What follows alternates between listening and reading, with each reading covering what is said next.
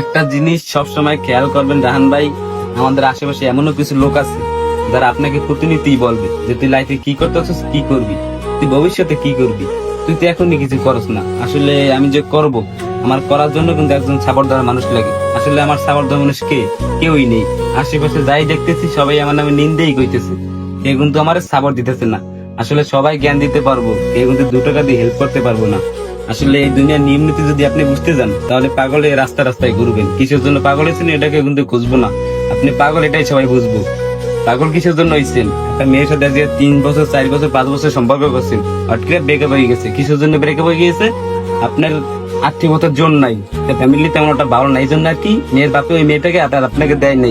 এখানে একটা কথা আছে, 1000 টাকার সবজি খানা মিলছে এই গরিবের ভালোবাসায়, লাখ টাকার সুখ কিন্তু কোন এক মহারানীও পাইছে। আসলে আমরা ভাবি যে ওই ছেলেটা গরিব, ওই ছেলেটার কাছে মেয়ে দিলেই আমার মেয়ে ভালো থাকবে না। আসলে আপনার মেয়ে যেখানে ভালো থাকবে আপনার তো সেইখানেই দিবেন। এত এত টাকার বস্তা আপনার মেয়েকে আপনি ওই জায়গায় ছুড়ে ফেললেন, 2 দিন পর মেয়ে কাঁদতে কাঁদতে ডিভোর্স পেপার হাতে দিল।